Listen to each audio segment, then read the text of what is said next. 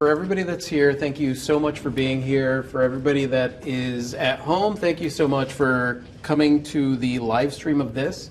By the way, everyone, we are live streaming this event. So if you see me look at the camera and talk, or, and we have our awesome Jamie here. Thank you, Jamie. Who, during the Q&A, she will be the internet. Oh. Internet. I just sprung it on her. I got a free coffee. One of those things that we say is like, do whatever is necessary to make your art career work. And sometimes, especially in the beginning, a corporate side hustle is a necessary component to that. However, it is only a stepping stone. And what we're going to talk about today is going to be a lot about the mindset of getting to a place, looking at things in a certain perspective, being willing to go that extra mile. I just sounded like a motivational poster. But like, you want to be able to look at something and not fall into the biggest hurdle for an artist is not what's out there. The biggest hurdle for an artist is what's in here and what's going on with you, right? That's how you manage your business. That's how you manage your time. That's how you manage everything that has to do with your life and your corporate career, your business as an artist.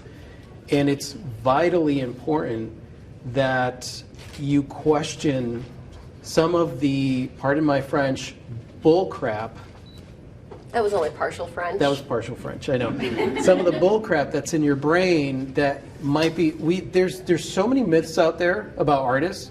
First the starving artist, well, artists, real art is like this and that, and you could get dragged into all these different directions. And really, at the end of the day, when you look at the masters that everybody refers to, they did everything. Picasso did plays and ceramics and, all kinds of stuff.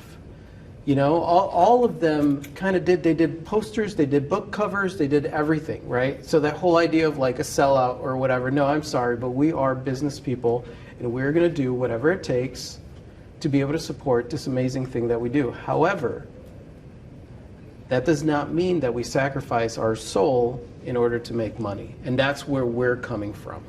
It's not about jumping onto what's popular or doing what you think is going to sell. It is doing it your way, your unique way, because then you become your niche. And that's what we want to do here. What does that process look like? How do you take the reins of your career? And most importantly, how do you feel empowered to move forward and do this thing? So let's get started with the actual thing. Started. So as we're kicking it off, obviously we want to thank Erie Arts and Culture. This is made possible by a grant from Erie Arts and Culture and with funds from the National Endowment for the Arts. That's amazing. The support for artists here has been great in our experience so far.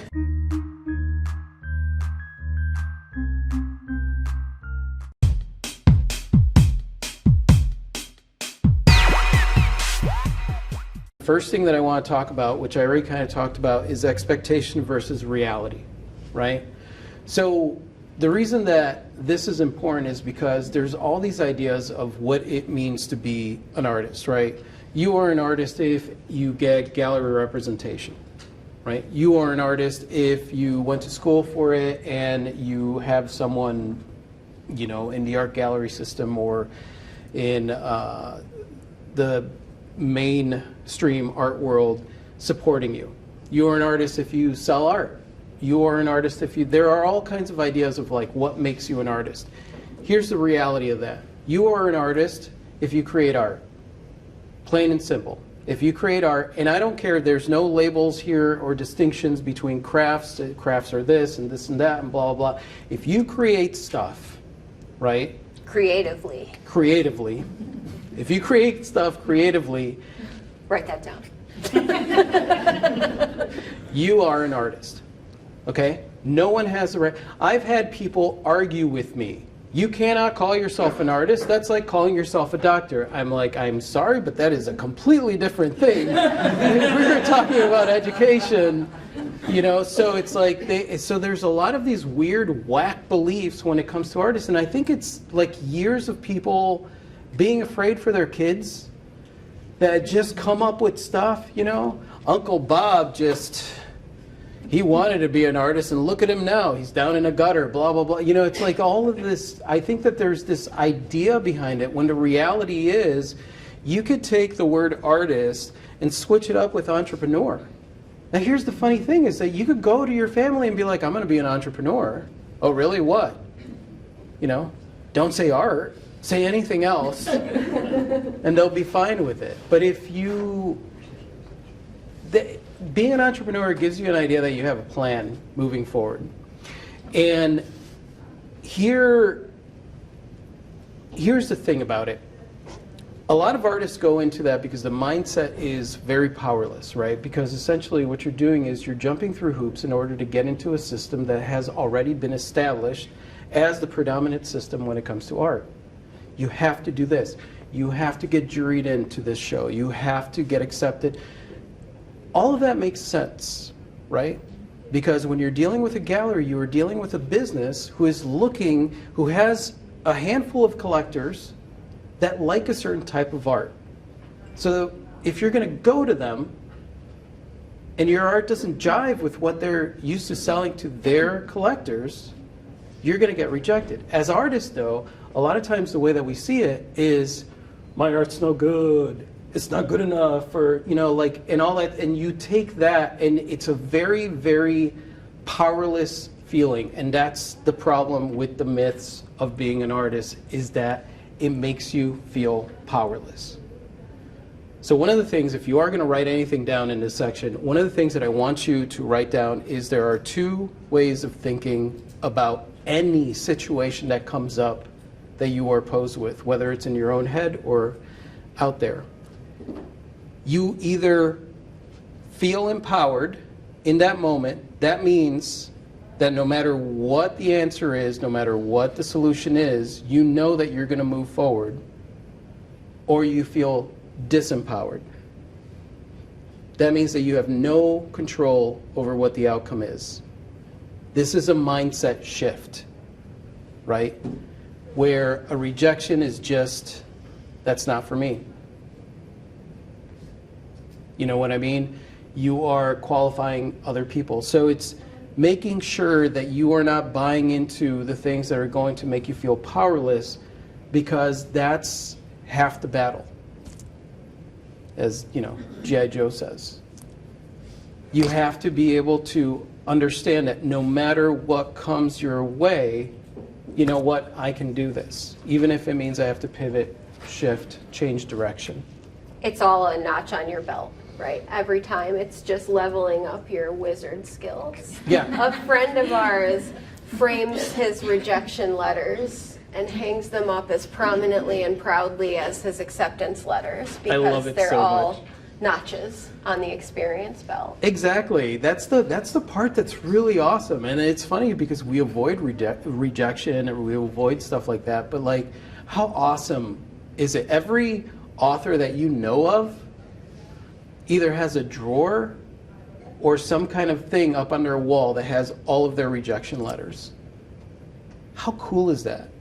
Like, I'm doing this so much so that somebody's like, yeah, well, I always wanted, well, how many rejection letters you got? You know? It's cool. It's a really cool notch on your belt. And that's the thing. It's all about the mindset and the perspective that you put into it.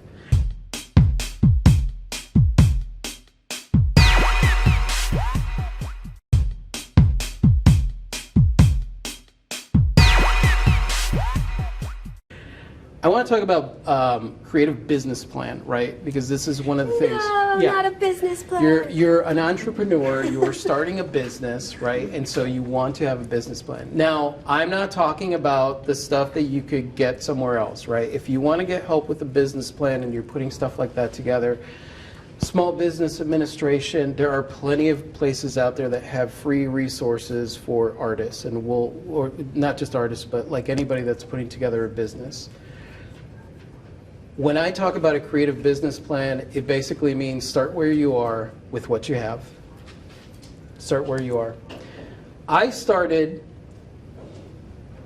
I had old tubes of acrylic paint medium that I'd had for 10 years. They were so gross. Like, if you open it, you know how acrylic coagulates and like, So rude. like, yeah, it's very, yeah. At the flea market, right? Because none of the galleries in town knew who we were. So when we went to go visit the galleries when we first got to Pensacola, they were like, "Who are you?" You know? Yeah, we didn't even get rejected from the galleries. It was worse than rejection. It was indefinite wait list. Yeah, they were like, "You can sign up," and then you know. Don't call us. We'll call you, random people. And at that point, I was like, you know what? That's fine. I want to be an artist. You know, at this point, I haven't sold anything in my life other than like pictures when I was a teenager so I could get lunch money.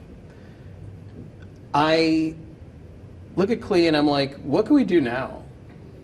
Right? And the only thing was the Gulf Breeze flea market in Pensacola, you know, in Gulf Breeze. And I was like, we could rent a table, we could show the art. Nobody's going to stop us. We don't have to jump through hoops. The flea market's not going to be like, no, your art's not. No, they're going to want our money. And so I'm like, okay, let's do that. And that's where we started. And we didn't have any money. We had no money whatsoever. So it was coagulated, gross, old paints, right? Mm-hmm. And one of the vendors at the flea market had he came one day, he's like, hey, I've got all this old poster board I'm not doing anything with. Do you want it? And I was like, sure. So the first paintings that I sold are on poster board. Mind you, not archival, nothing archival. And that's where I will argue with everybody. I'm like, listen, if you're holding yourself back from creating stuff because you're worried it's not archival, then I want you to think about Matisse's creations, construction paper creations, and how he didn't worry about it. That's why there's people out there that do that job.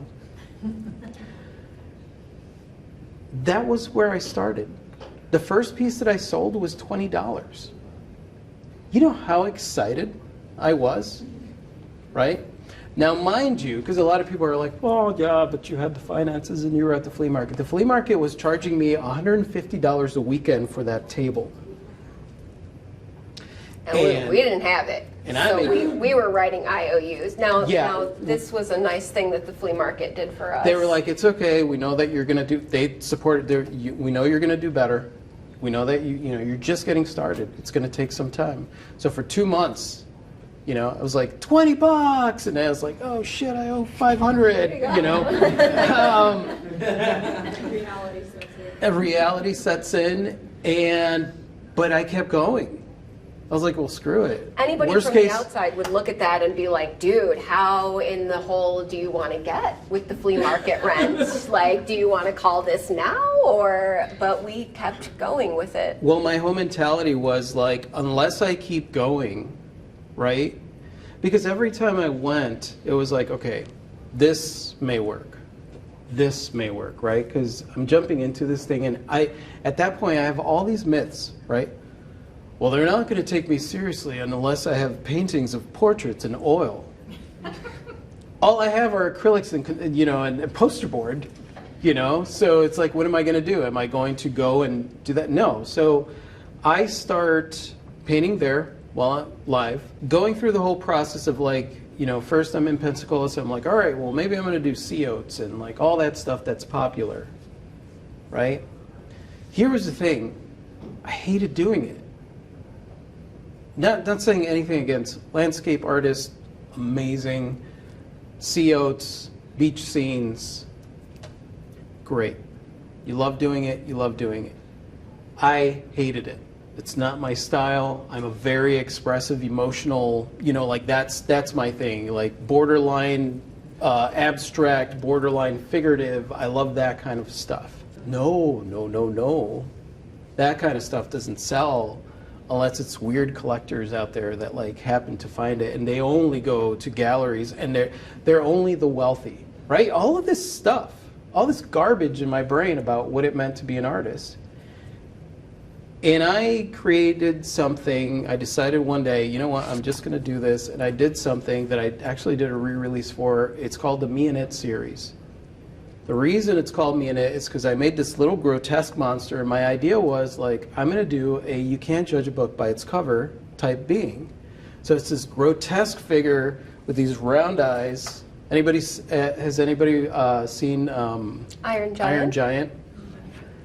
Right? So expressive, just those round eyes.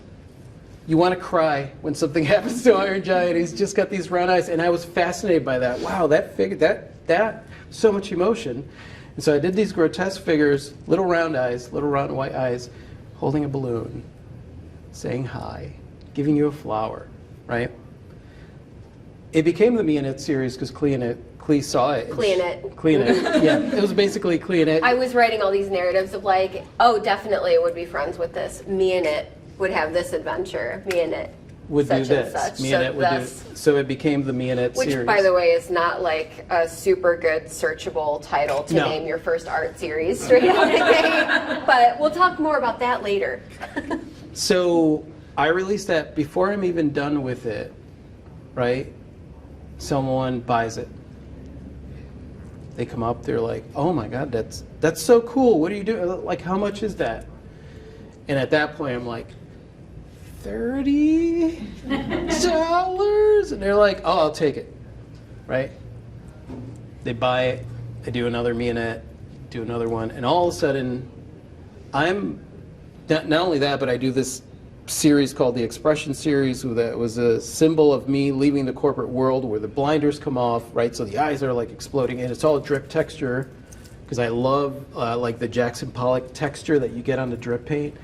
So I started doing that, started buying more supplies, couldn't afford some of the paints that I wanted to get, so I would buy, you know, the $3 sample paints at Home Depot. Right, and I find out like, oh, this is enamel, but it's 100% acrylic. This is acrylic, and this is actually going to last a really, really long time. It just doesn't blend. It doesn't blend like regular paint. You can't put yellow and blue and get green. You yellow and blue, and all of a sudden it's brown, and you're like, what's happening here? So I teach myself how to paint with different materials as I could get them, right? And it's funny because I ran through a quote from Jackson Pollock where it's like, you know, innovation in art comes from necessity because you're broke and these are the materials that you have available to you. Next thing I know, people know who we are, and we get started with other people coming and telling us there's this festival, there's this market. Oh my God, your art would be so great if you came to Peanut Festival. You know, all these like weird, like Fort Walton Beach is starting an art walk. You guys, and we're like one of the only ones out there on the sidewalk, like, hello. And we started with what we had, where we were, and somehow got to a place where we were able to pay our bills and pay off the debt. Anything you start, really, if you let it, if you don't stand in your own way, it's going to pick up momentum. So whether it is getting materials for what you want to do. I started like Rafi. I had a box of rocks that someone oh, you like rocks, here you go. Some natural cording. I was making pieces of jewelry out of that. You start doing shows, people see what you're doing and they say, hey, do you want to do Peanut Festival in Jay? And we're like, well, okay, that sounds great. You know, like, what's Jay? Do you want to do Artmore in Alabama? And all the artists around us were like, Nay. what? Alabama's got like Atmore has 100 people in it, right? What are you guys gonna do there? We're like, oh, it sounds like fun. Get our canopy, we go. The entire town and the surrounding towns, because there was nothing going on out there, all of them came out. It was one of our best weekends ever as far as sales and finances go, because we were one of the only artists there. Because And we were excited. Yeah, and we were excited, and that was part of it. It's like we're big happy dorks. We get excited about everything, you know, and I think that was a big part of it and why we did so many shows. And like I've said before, we became popular in our area. This was way before YouTube. We didn't get popular because we were doing YouTube or we were doing podcasts or we were doing all the crazy stuff that we do now. We became popular because we were active in our community and the surrounding communities and outside of that. We were unavoidable, Yeah. really, like visually and presence-wise. I mean, now, granted, we were doing it a lot. Yeah. We were doing it a lot. We'd go to shows and there was a guy who's like, I see you guys at every show. You know, it's like, oh, great. One of our superpowers really was like, we said yes to stuff before we had the chance to talk ourselves out of it. Yeah. Which that window is very small when you're getting started. So we agreed to a lot of stuff, and we really didn't try to do the big stuff that we knew we weren't ready for, right? Yeah. So we were not applying to the $500 shows. I know a lot of artists want to skip to that part, right? And I'm like, I grew up and I was in garage bands, okay? And that's like wanting to play Carnegie Hall when you haven't played your first dive bar, Yeah. right? You have to start with what you can do, what you're ready for financially, what you're ready for as far as how much artwork you have, what you're ready for as far as how many humans you want coming at you at an event, because that's a huge factor too. And starting off small, it turns out the flea market was excellent for us because we got our sea legs under us. We heard every type of commentary you could ever hope to hear about art. If you're afraid to put your art out there, I recommend that you get a consistent spot for several months, for maybe 6 months, at the flea market. Set up there, right? Because as far as like niceties, you put your stuff up at a gallery, you might hear somebody who's like, well, that guy, but it's very quiet. At the flea market, people would announce it, right? They would walk by and be like, well, that's just paint on the wood, right? Because I couldn't afford canvas. Now, here's the thing about the flea market, though. There are also other vendors. These vendors are seasoned. So when that guy was like, well, that's just paint on the wood, right behind me, I could hear, so's your house, still worth something. And it just, because all of those things, I could tell you right now that when you are doing this, or like, let's say that you want to get started or you want to get to the next level, right? Everything that you are afraid of happening is going to, not even may happen, oh, you might be able to avoid it if you do this. Everything that you are afraid of will happen. That comment that you're afraid of getting will happen. That rejection that you're afraid of getting will happen. Doing a show and not selling anything will happen. We have done over 1,000 shows. I could tell you right now that the number of shows that I've done where I didn't sell jack is up in the hundreds. And that's okay. That's okay. Because it doesn't signify that it wasn't good. In fact, a lot of times what you do is you walk away from a show like that and you look at yourself and you're like, oh, okay, I was unapproachable.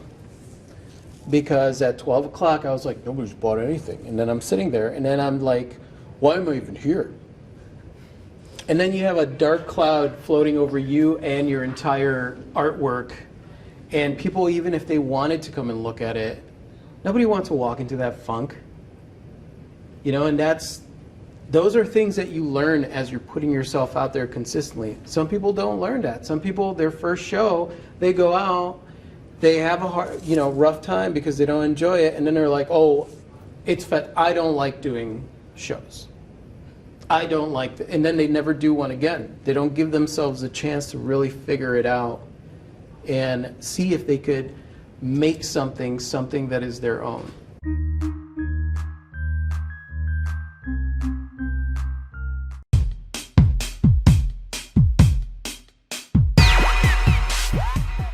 We're going to cover the 10-step, I needed to do something that was like branding, the 10-step rogue formula. And this basically, these things, they're not necessarily steps. These are lessons that I would say that in putting myself out there and really, really progressing through on our career, these are mindsets that are the things that really caused change, right? The things that really caused me to be able to do what I do in a confident way. And the first one is decide what you are about. You gotta know who you are. So when I got started at the flea market, the first week I did pretty well because there was farmers, produce, and they had these wooden crates, right, that they would throw out. And I don't have any canvas, all I have is poster board. So I'm like, hey, what are you doing with the wooden crate? And they were like, nothing, we throw them out. I was like, could you save those for me? Because then I was like, I can make wooden crate signs. So I started making wooden crate signs that had fun sayings on them, and then I put up a sign that said custom signs and all that stuff. $15, $20 for a custom sign, $10 for whatever. And sure enough, I'm selling signs. I was selling signs, right? Made $100. I was like, yeah, $100. The next weekend, more people are coming in for custom signs now. So I'm like, $200. I was able to pay my rent, and I still had $50 left. Clea and I got a pizza at the gas station. I was like, yeah, celebrate. Next weekend, even more, right? $300. Boom. My business is growing. I am showing an increase, right? I could scale this up if I wanted to. Fourth week, I'm like, fucking hate making signs. I do not want to do this I don't want to be the sign guy at the flea market. Like, this is not, why did I started this business, right? So I've got my art, but mostly I'm pouring all my attention and time into the signs, right? Because that's my moneymaker. And that's how I grew up. You pour your attention into your moneymaker, the things that make you money. At that point, I was at a crossroads. I had either a decision to make where I was going to do this, right? Along with that was like, oh, Pensacola Beach Ball and like all this stuff that the tourists get when they come and visit Pensacola. And like, now I could really sell, right? Because I'm looking at another artist that's right down the street, and he is doing that. He's selling that stuff, and he does very well for himself. And in my mind, that was part of it. Okay, that's what it means to be an artist, right? Not saying that that's not what it means to be an artist if that's your jam. It absolutely is. However, it was not my jam. So I decided, nope, no more signs, right? No more signs. And I fought the stick man. I call it the stick man in my brain that was like, you have to do this. You have to do that. This is where your finances are. And realizing that that was not the direction that I wanted to go.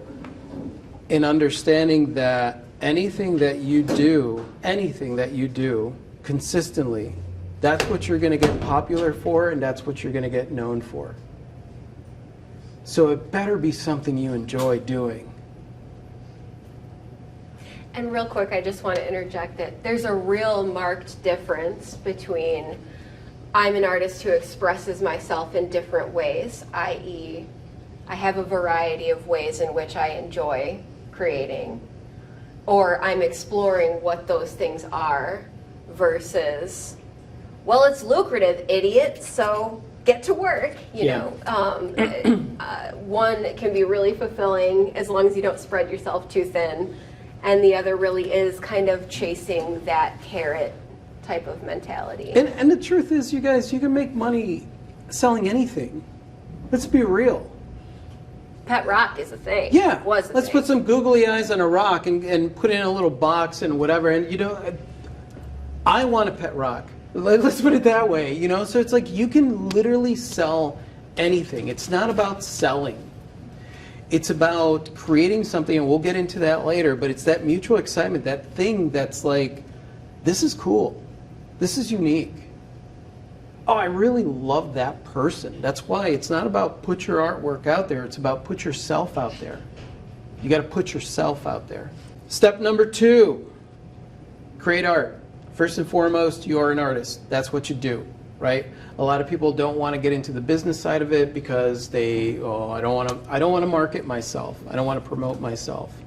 Marketing. We're going to talk about marketing later. Marketing is not the boring analytical crap that everybody wants to tell you that it is. It's not about lists and all that stuff. You guys, as artists, marketing should be the funnest thing that you do because it's a completely creative act. Completely. Now, if you're a people pleaser, you might have some boundaries that you got to push through, right? Because we don't want to be annoying. Well, let's be annoying. Step 3 is throw out everything that you think you know. Obviously, I've already talked about that with the myths of the art world. Throw out everything that you think you know, because when you think you know things, you try to steer the ship. And really, you know, everybody here, I'm sure you have experienced being in a creative flow, right? Where you're not thinking and things just, and then you're like, wow. Then you look at it and you're like, I did that, right? Have you ever been in the creative flow? And I'm sure that this has happened, especially if you've ever taken on a commission, right? Because you could be in the creative flow and then you start thinking, are they going to like that? Well, people like, I don't know how I feel about that. Mostly because the moment that you get in here, you have just screwed everything up with your art. Your art career is exactly the same thing. It's exactly the same thing. You are either going with the flow and you're having fun, right? Yeah, and having fun and going with the flow doesn't mean that you're not struggling. You are going to struggle. It is when you start to think, well, what should I do? How am I going to move forward? The truth is that a lot of times when you're running into those roadblocks and you start reaching for thought, you just have to put one foot in front of the other. Because the moment that you start thinking, if you are in a place where you are focused on the problem, right, whether it's finances or anything, if you're focused on a problem, you can't be focused on a solution. It just doesn't work that way. The best thing for you to do is just keep moving forward. That's the reason that whenever we run into the dip periods, and we bought a house 2 years ago, we're still recovering financially, because there were repairs and things that came out of the woodwork that needed to happen. When things dip, we get busy. Whether it's painting, creating, doing something, planning an event, but it's not based on if we do this, we're going to make money, right? And I'm going to talk about that later. Money is a poor motivator, despite what the hustle culture mentality wants you to think. Money is a terrible motivator. Money is a great motivator if you're making money. It is a great destroyer if you don't. It will discourage you and you will want to quit if money is the thing that you're chasing. So we'll talk about what the kind of things that we chase, which are way more fun than money, fame, or validation. The other thing is gaining recognition. I already said that. Put yourself out there. Put yourself out there. Put yourself and your art out there. It is you. People are going to fall in love with you. People fall in love with your art because of you. You are the product. Okay? You are the product. The art is a side effect of your life.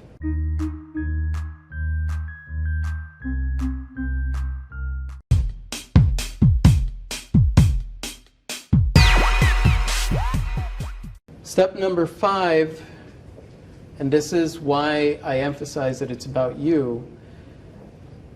It's all about people. Okay? A lot of times, man, we start creating because there's something inside of us that wants to create. Oh, I got to get this out. I got to create, right? And then you decide, I'm going to do this for a living, and then money gets involved. And then your brain gets really dumb when money gets involved, right? Because now your motivation switches from I create because I want to I create because I need to make money. Right? Something happens. The motivation underneath, and that's one of the things that you really, really have to focus on is what is your motivation underneath? Are you trying to be validated as an artist? Are you chasing money?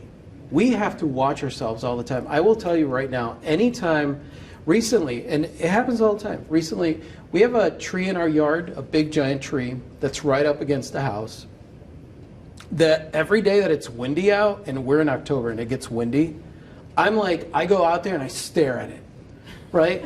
Because during a windstorm, a big branch fell down, and every time it gets really windy, that tree does this. Now that tree is about 2 stories taller than our house, and it is literally a foot away from our house. That tree comes down, it will either take out our house or either one of our neighbor's house or the power line and just completely, yeah. So immediately my brain is like, I have to fix this problem. I need to raise $7,000 to get this tree taken down, right? That was the quote. Now, mind you, instead of going and looking for another quote, I was like, I need to make $7,000. That's what the nice man contracted by the electric company told us. Yeah. That's the going rate. So I plan out this thing. I'm like, okay, well, I'm going to do a crowdfunding campaign where I take parts of this tree, right? And I do all the research. I'm like, I'm going to have to, because it's a spruce, I'm going to have to let it sit for a year and really dry. Maybe I could bring a heater into our garage and like get it all set. This will take about a year. And then I could cut these pieces into individual pieces. How many do I need to sell? Well, I don't want to make it a lot because that's people supporting us, maybe $20 a piece. Well, how many of those do I do? So now we're talking, it's like, well, it'd be nice also to maybe make about 30,000 so that we could pay off this thing, since I'm going to do this thing, and then it grows to this large thing. So I'm like, this is what I'm going to do. And I go and I start getting things ready, and I buy a plug-in so I could do pre-sales, right? Pre-order sales. $250 plug-in. Got it. All ready. Let me work on one of these real quick, what I'm going to do. So I go and I cut it, and then I don't have the right equipment, so we go to the store, we buy a chainsaw. Now I've invested $300 in a chainsaw, and I cut through, and I'm like, whatever, and then get ready, let them dry, put them in like an oven thing, and then I start painting on them. 2 days go by, I'm like working on it, and I don't like this, sanding them down, painting, sanding down what I did, sanding down what I did. By the 4th day, I was like, this sucks. I don't want to do this. And I'm supposed to pre-sell 1,000 of these? And that's the thing. When you worry about money, or you're chasing money, you get real dumb. They seem like brilliant ideas, right? It's like a brilliant idea. And all I ended up doing was wasting 4 days of my life, and I spent more money on this. Now I have a chainsaw. I'm like, great. I mean, a chainsaw. I mean, I'm not going to cut down the tree, but I have a chainsaw. So even if you give it a catchy name like Spruce Vamoose, yeah, that have a nice ring to it. Now, when we got less worried about it, I was like, well, we could still do a spruce family. In our videos, we have a YouTube channel, and Clee, in some of her videos, she's very dad jokey, right? I love a good dad joke. She's fantastic. She's actually the reason that our videos are even remotely interesting. But she does tree puns just randomly in some videos, and I was like, we could do, it's a spruce vamoose, we could do tree pun t-shirts.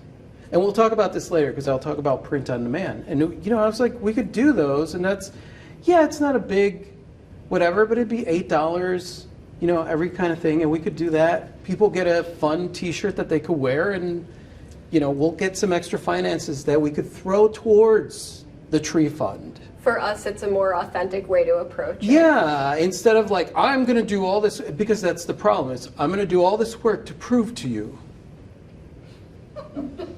that it's like there are all of these things that are going to go through your mind, and the problem is remembering that art is relationship building. Art is relationship building. It's not about proving yourself to anyone.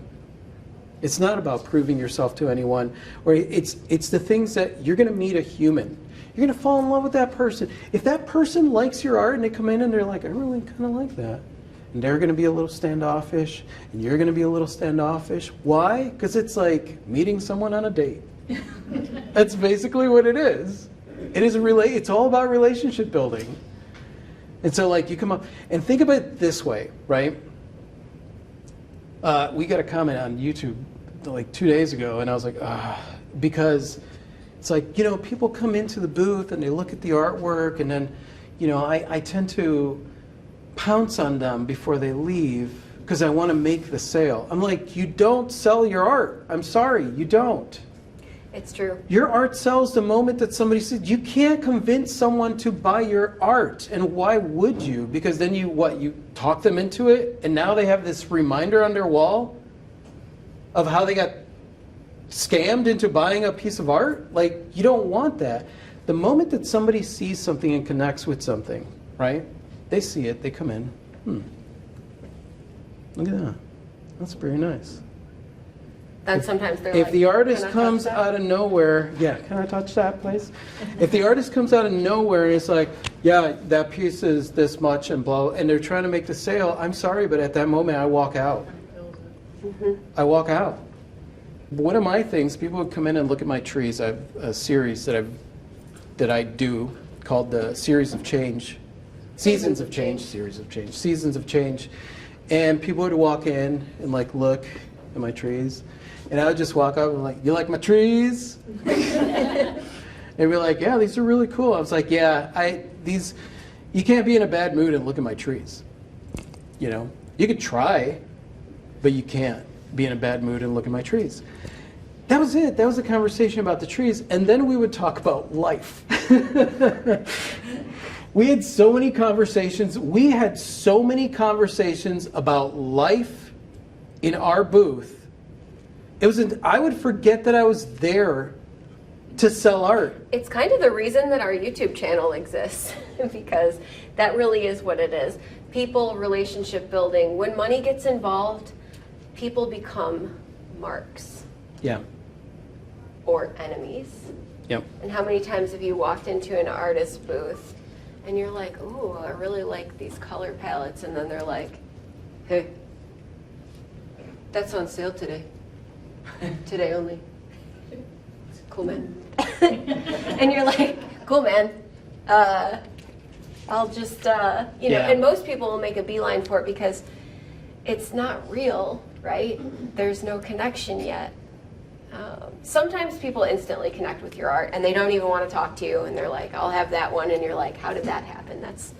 That's crazy, but it is about relationship building. So many people, especially nowadays, because of being Insta-famous and stuff, like everybody wants to get famous right away. Everybody wants it because if you get famous, then you're validated. If you're selling art, then you're validated. If you're selling art, then you can tell your family to shut the hell up and leave me alone, And that's the thing. It's like all of those motivations are underneath, and the way that you interact with people is going to have an impact by the way that you're thinking under the surface, right? And this is basically at the gist of it, because you are either there and people are attracted to you, just attracted to you because of mutual excitement, right?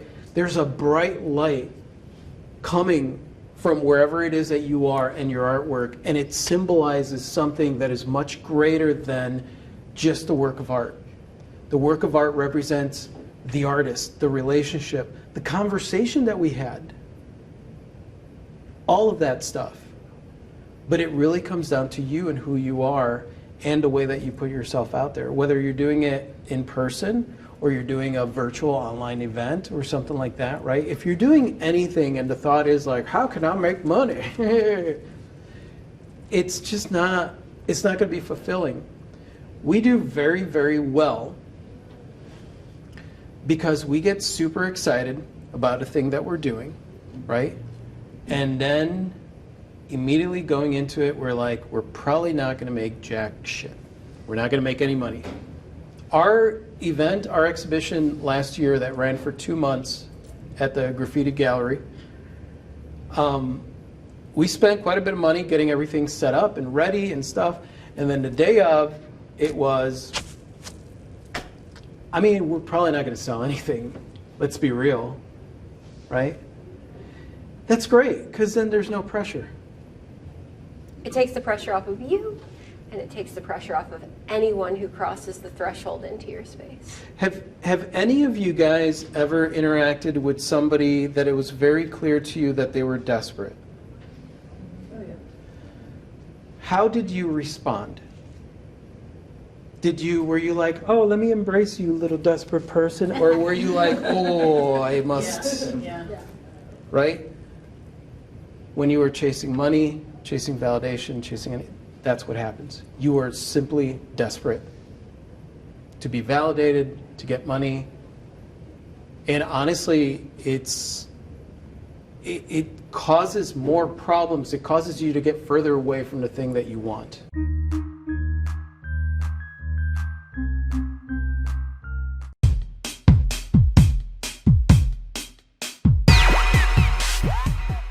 Stay the course, This is why she's here. augment the plan.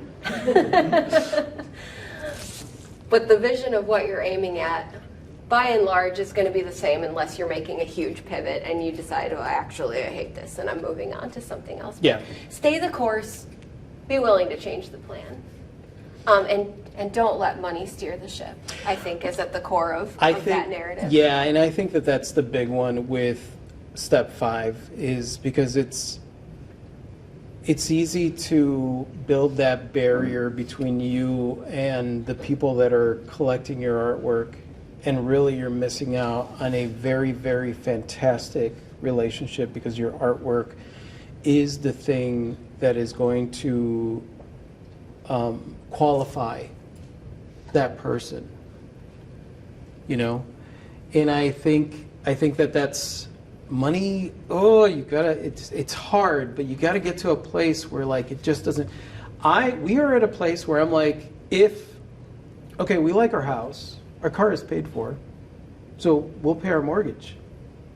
Everything else, I'm like, you know, like, because it takes away the pressure. Then all of a sudden it's not like, oh no, I've got these credit cards and we got this financing and we've got this stuff. And I'm like, if it's unsecured. But we've trained ourselves to get there. I mean, that is a step-by-step process. Money is the most difficult thing. I'll just go ahead and say that. Money is the most difficult thing to not fret about when it comes to the art career. We're over a decade in. If you think that I never think to myself, I don't know how this is going to go this month, I still do, but you just train yourself to think differently, to get busy on whatever you're doing creatively. To keep moving forward. We hope to at some point write a satirical book called Worrying Your Way to a Better Life. Because really, it's at the core of it, it's understanding like, I'm not going to do anything for myself from that place. Every single experience that I've had, positive or negative, has been an opportunity to grow and really just, you know, you think about it, it's like just pricing your artwork is an emotional roller coaster, right? And you are either going to get pulled in so many directions that then you just kind of give up and you're like, forget it, I don't want to do this, it's too hard. Or you decide, you eventually get to a place after working through it that like, oh, wait a second, it doesn't matter what I think anybody else wants to pay for this. Like, this is I created this thing. I get to determine what the value is. I don't have to prove my value to anybody else. And you start to realize that pricing your artwork is closely, if not completely, wrapped up in your own value of self-worth. Right? And that's an infinite onion. That really is.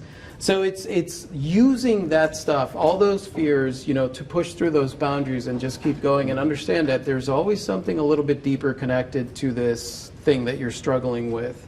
The other part of it that is important is persist through the bullshit. You got to just keep going. Just put one foot in front of the other. You're going to have every single excuse in the world to quit over and over and over. Over a decade in, and just recently I was like, I don't know if I could do this. Right? And we have this is what we talk about in the world. This is what we do for a living. And I wanted to quit. Those are what I like to call momentary lapses of brilliance, right? You've got your head on straight and you're like, I'm in the world and I'm doing all this stuff. And then you have moments where you're like, this sucks, everything sucks, I suck. I quit. Yeah. And sometimes you got to give yourself permission to quit for a day. Uh-huh. Knowing full well that you're going to get back to it. Just to get perspective. Yeah. And that's part of that persistence. Step 8, pricing evolves. Right? Everybody gets obsessed with getting it right. There is no right. It just changes. And we're going to talk about pricing, like how it is that we price our art, and because we do different mediums, like it'll be several different pricing structures. And then I'll tell you how I basically take all that and just throw it away. The other thing is being flexible, evolving, and changing as your career changes. I mean, every single one of you that has been doing this, tell me how much has changed in just a few months. Right? In your perspective. How much lingers and stays the same that you don't want it to stay the same? Right? It's great because you have changed and evolve, you change and evolve, and you start to really identify those things that aren't working for you. Right? That don't work. That might be, and I have found that every single time it's attached to some whack crap that I have going on in my head, which is 100% of the time what your problem is going to be. Your problem is you. I'm sorry to break it to you, but it will be you. I would say that the final thing is grow, keep trying new things. If we didn't grow and evolve and keep trying new things and keep pushing outside of boundaries, we'd still be at the flea market. I would be a sign guy. And there's a lot of people that think they want that, right? I just want to find the thing that works and then do that for the next 30 years, artistically. I could tell you right now, Right. early on, right? Because there were some artists that were set up at the flea market and they had been there for 20, 30 years and created their thing. And they looked miserable.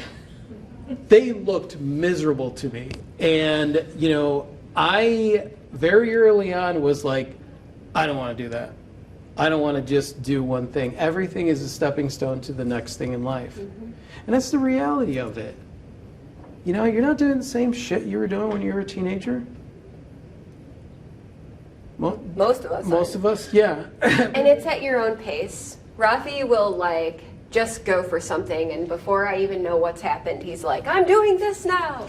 And sometimes I'm a little more calculated, so I have to be dragged, kicking and screaming, into new territory sometimes. But it is at your own pace as long as you are evolving. If you feel stagnated, it's time to change it up. Yeah. And so, Yeah, whatever that means for you. And that's the thing. I eventually, when I left the flea market and decided I was going to do the Palafox market, it was a farmer's market, it was a step up because I didn't want to be known as a flea market artist. And it got to a point where I was like, I think it's time for me to go. And I was established, people knew where to find me. I had collectors that were coming and seeing me there, and it was like, you get pulled. because you easily get stuck in that place where you're like, well, this is what's working, I better do this. But it was looking at those other artists that have been doing the same thing, set up at the flea market for 20 or 30 years, and realizing, like, I don't want this. I want my career to evolve. To be dynamic. To be dynamic. And yeah, and the best choice I made was go to, and then eventually it was like we needed to leave that, because if not, we would be buying a house in Pensacola. And not to say that there's anything wrong with that, but, you know, I don't like the heat. So we needed to move. And if we were established, and that's the thing, when you establish yourself somewhere, even that in of itself is just a stepping stone in moving to other places, to expanding.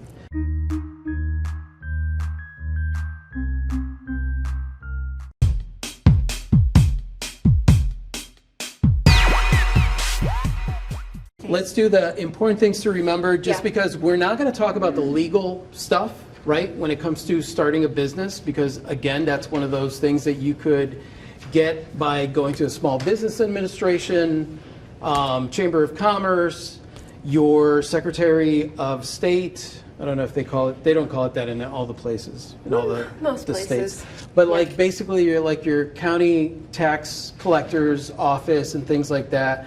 As far as like being legal, I would say that my advice, and this is not legal advice, is that if you don't have a business yet and you want to get it started, do sole proprietorship. Start off as small as you can get Just away with. Do it as small. You could always grow, you know, and move it up to the next level. Don't become an LLC if you can be a sole proprietor. Don't become an S corp if you can be an LLC. My cousin like went with the biggest, because he was like, well, I'm a real business, and he went with the biggest one, and now there's all kinds There of are a like, lot of annual reports and filing fees that come along with being a bigger, and like Rafi said, this is not legal advice, but this is a barrier to entry for people. Yeah.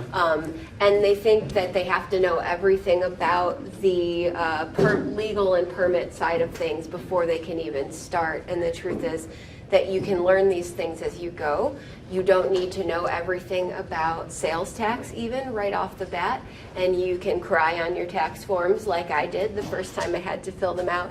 And people are willing to help you. And you can call your local tax office and say, I don't know anything about this. And they're going to help you. They're Yeah. going to send you the forms you need and tell you what you need to know. Me, I went there because I was like, I don't understand how to read this form. Please show me how to fill this out. Please tell me what this is all about. And they really are willing to help you. And they'd rather talk to you than someone who's coming in angry about some other stuff they got going on. So don't be afraid to ask for help on the business end of things, and don't let it stop you from starting. We learned about sales tax because we were doing a show, happy and blissful, and completely ignorant of our obligation. And the local county office came by and asked for our resale permit. Yeah. And we were like, what? I mean, and this is not legal advice, but if you could get away with it, which you can the first few times you're doing it, it's a trial run, and then eventually at some point, you know, when it comes time to it and you start collecting taxes and all that stuff, and there are different ways to make that entire process easy. You know, that's one of the reasons that we use Square and things like that. But really up until then, you know, Chamber of Commerce, Small Business Administration, Tax Office, other business people, I'm sure you guys know people that run their own businesses. You could ask them, local small business places, chambers, basically anything that wants to like help small businesses. That's just talk to them when it comes to stuff, and make sure that you keep it as simple as possible. That's it for the stuff. So hopefully none of you guys were here for like the tax talk or anything. We have a very detailed podcast online. And you can throw us those kinds of questions too, if those questions are on your Yeah. mind.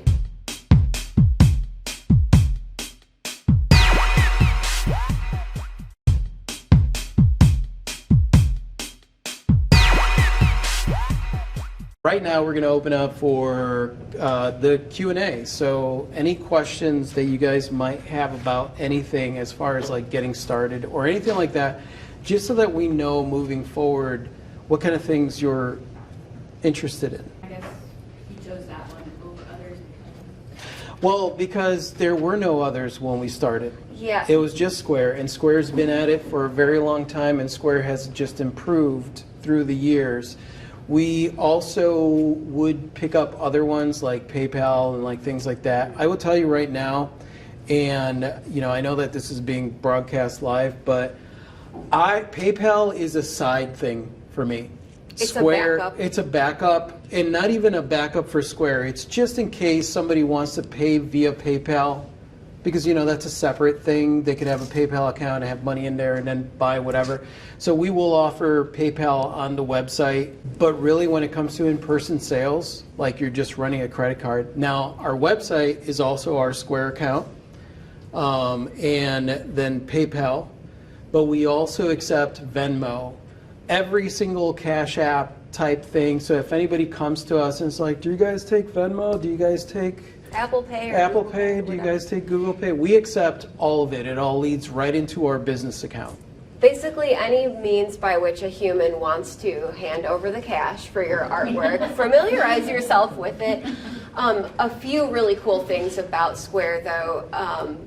It does integrate with our website, right? So whether it's web sales or in-person sales, it's communicating. For me, it helps me do our bookkeeping because it does track how much sales tax we collect. And so it tells me at the end of the quarter what our tax remittance is that I owe. And it's very easy to invoice people. So really, it interfaces really well. It's intuitive. It helps us stay organized. And it's been, over the last decade, highly competitive as far as the rate that they take. It still remains one of the fairest at 2.9%, I believe. Hardly anyone can compete with what they have going on. I mean, I love them too, because online, like let's say that I'm doing a special commission and I don't want to do an entire listing on the website, I'm able to send them an invoice, and basically it goes through their email and they're able to pay it right then and there, you know, and leave a tip and things like that. So we've been using them forever. We went through the process of, like, in the very beginning, so many people were skeptical of this thing that you plug into your phone and I don't know, and whatever. I will tell you right now, if you are going to do shows, you better have a way to accept credit cards. Absolutely. I lost Absolutely. one sale in my lifetime because I didn't have the Square. I think you had it. I didn't have it, and I sent the person to the ATM because it was a $300 painting that they were buying, right? And nobody's going to carry around $300 with them. Not usually. Nobody's going to carry around. I've sold $1,800 paintings at shows, and nobody's carrying around that money with them. So you better accept credit cards. You better have a way to accept credit cards.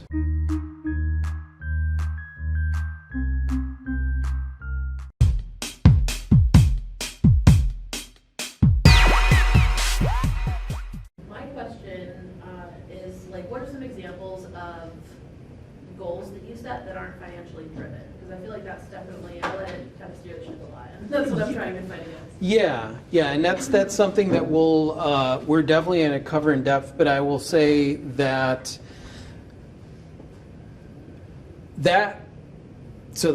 obviously we've told you how important that is, right? Because like money. The reason that money makes us dumb is because when you stress out at all, and usually money is attached to housing, food, all the things that as hunter-gatherers we were out there like looking for, it's all balled up into the green stuff, right? Whenever you go into any kind of fight or flight, which is usually what happens when money starts dipping, the decision-making places in our brain shut down. We literally cannot make choices. And so in order to circumvent that process, the goal is connecting, right? So the more you connect with other people, right, the more, if I do a show and I'm like, I want to talk to 100 people today, I want to talk to 20, that's a great goal. That's something that is reachable, it's specific, you know. The side effect of that is sales, right? I'm not going to focus on the sales. I have more control over how many people I'm going to talk to than to dilute myself into thinking I'm going to sell this much. You know what I mean? So I give myself actual achievable goals. Not That are also true. that are true. So maybe you're like, I don't really want to talk to 100 people today, right? So then look at that and say, okay, well, what's that about then? What's that about, Clee? Why don't you want to talk to 100 people today? Because I'm afraid to, because maybe they won't like me, right? Or they won't like my art. Okay, well then it's about facing a fear. So many things that I have done in my life have been about facing, just doing it so that I could have the experience the first time and the second time. The second time is worse than the first time, because then you have the first time to look at and be like, that was kind of hard, now I'm going to do it again. Facing fears is a huge one, just leveling up, right? I want to, as a jewelry artist, I want to build this collection. Release this collection. I want to have a piece in a film, or you know, any number of things that could be goals. I want to maybe get into a gallery. That could be a goal. Might not be a goal. And here's the thing: when the goal is fun, right, where it's not based on that, it's almost like it's weird things happen, right? So Clea and I both have a collection of art and jewelry that is in an actual movie that exists out there, right? The main character was an artist, and so it's my painting that she's working on in the movie, and background paintings in the thing are mine. There's a necklace that wraps around a person's neck, and it's like... It's an artifact. It's an artifact, you know, and Clee created both versions of the pendant and then the legs that like wrap out around the person's neck and stuff like that. So we've had art in movies, we've had art in big giant art galleries, we've had all of this stuff. We've done big giant interactive installations and things like that. All of these things that we set our goal, that was like, this is what those kind of goals though, they went on a sheet of paper, right? You just kind of wrote it down. I really want this to happen. It would be super cool if. Yeah, it'd be super cool if, and then you just kind of put it away, and then you find it years later, and you're like, holy shit, I did that and that. You know, like those are the cool things. But it's like keeping your mind open to those things. We got paid to do a huge installation. We got paid thousands, $30,000. Most of that went into material budget. We spent most of it, right? Because instead of just doing the bare least, which is what they were paying us for, we created animatronic sculptures and complete installations that like you were in the space. The goal there was to make the coolest thing we could make with this budget, but also for me, the goal, and I think for you too, was can we make people like little kid happy when they walk into this space? Can they come in and be like, that was the goal. And the goal with our recent exhibition here when we first moved to Oil City was, we're new. We called the show Hi, We're New Here. Can we get people to come to our show just so we can meet them, so that they can know that we're here and that we're doing this thing. And it's kind of like you break down the goals, right? So like your goal with marketing, right? And this is why I want to make it clear. Like we're going to talk about this, and marketing is creative. So all that analytical stuff, like you got to build your email list and all that stuff, just throw it all out, right? Don't chase the algorithm. Yeah, don't chase. It's impossible to chase the algorithm. And little goals, right? So for us, it's like, all right, well, I want to do something fun before, you know, this was one of my exhibition in Florida. I was like, I want to do something fun for that's going to like promote my show, but at the same time, I really want to give back to this town. So then I was like, all right, I'm going to do a scavenger hunt. And then I was like, kind of like a variation. I'm going to leave artwork all over town. So then I I made these little laminated magnets, and they all said something like, "Hey, you're beautiful," that kind of thing. Because I was like, how cool would it be that like you just got out of a meeting and you're like, I hate my life and I hate everybody, and then you get out and there's a little thing that says, "Hey, you're beautiful," or "You're wonderful," or "You're magical." And I was like, that's cool. I'm going to leave these around town, and I'm also going to create my little Seasons of Change trees and leave them all over the place. And I put a little thing on there. I numbered everything. So everything was numbered, and it was like 43, right? Because 43 is the answer. 42. 42. My bad. 42. That's forever.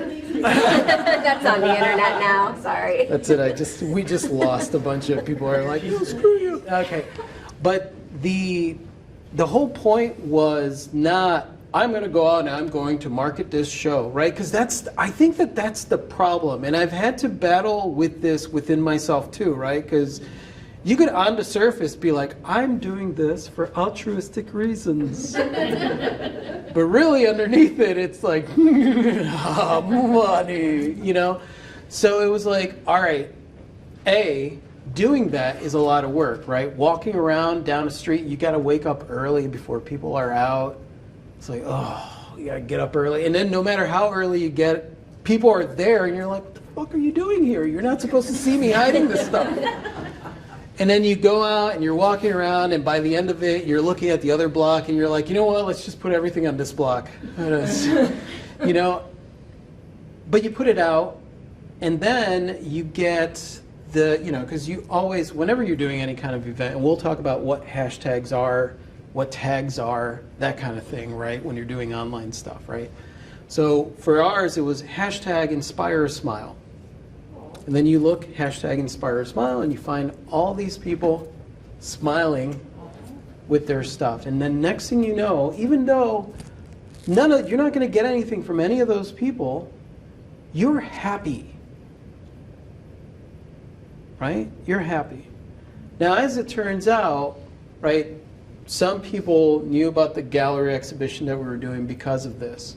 However, 2 years later, the installation that we were a part of, that she specifically sought us out as artists, was because she was one of those people that walked out of a meeting and found a work of art, and all she could think of was, I need to know who these people are that are willing to do this.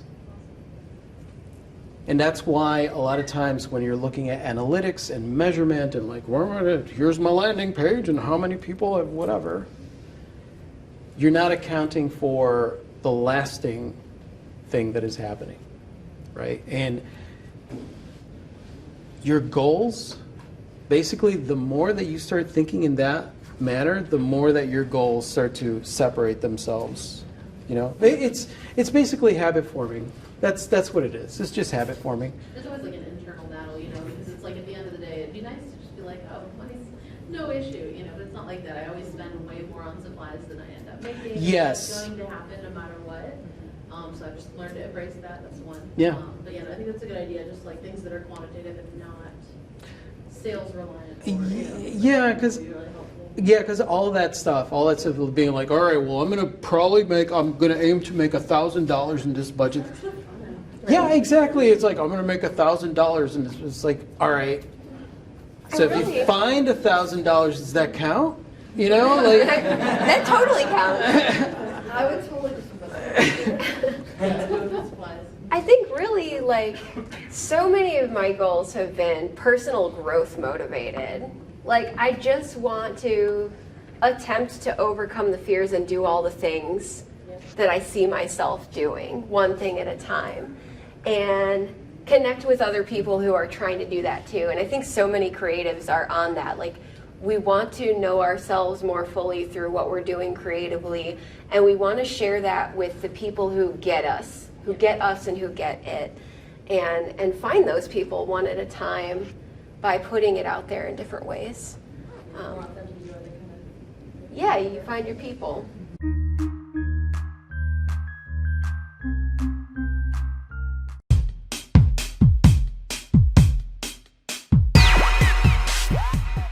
Tell your credit card companies, good luck finding me. Good luck. To the point that the credit card companies were like, well, I guess we're writing him off. nobody would have been able to predict anything that we did. And that's why I embraced being crazy, right? Everybody that knew me, all my friends from the corporate world, my family, everybody was concerned. What are you doing? You are a successful corporate manager. You make this much a year. You're just going to walk away from that? Because, you know, I went into it and I realized that money does indeed not buy happiness. What I found from doing this is that happiness can lead to making a living. You know? You get to decide what is the life that you want. And this is going to sound very motivational speakerish, okay? But you get to choose. Because life is too effing short. You know what I mean? You've got to do so. And the thing is that a lot of that stuff, the goal setting when it comes to money, really, when you start to break it down underneath the surface of underneath that surface and you get into those center layers, you realize that a lot of that has to do with perception of other people. What if you don't pay your, you know, I was talking about it earlier. What if I don't pay my unsecured debt? What does that mean, right? I'm not saying that I won't, but at least it's an option. You know what I mean? It's an option, which frees me up to not worry about it so much because it's not a life and death thing. Why is it a life and death thing? Why? Why in our minds does it end in spontaneous combustion Exactly. when you like don't pay a bill? Well, on time? when you all you have to do is look a little bit into the past and you'll start to realize, you know, dukes and lords and stuff like that, they would have gentlemen's agreements like, it's okay, you won't owe me anything, as we're out hunting, right? Fox, dogs, whatever. And what did you have as far as the plebeians were concerned? Indentured servitude. Right? If I owed money and I died, then my children or my family were going to incur that debt. Debtor's prison. Right? And who were regulating it? The plebeians themselves. Well, look at him. He hasn't paid his debt.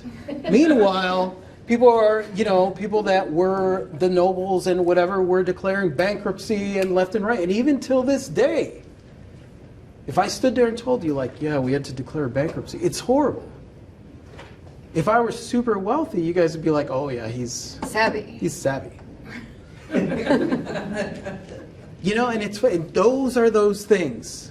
Those are the things that I challenge in my own brain, because it's like, this is stuff that, like, just when you look at it on the surface, like, oh, yeah, that makes sense. But then when you really break it down, you're like, that doesn't make any sense. That doesn't make any sense. Why am I paying 24.99% APR when I have the best credit in the world? Why am I sacrificing all of that to stress out and bring myself to an earlier grave? Do I want to pay my debts? Yeah, I do. Why? Because I want to prove it to myself that I could do it. But if it comes down to it, I have an out. You know what I mean? And that's not, like I said, I'm not saying that you shouldn't. I'm just saying, don't let it own you. Don't let it own you.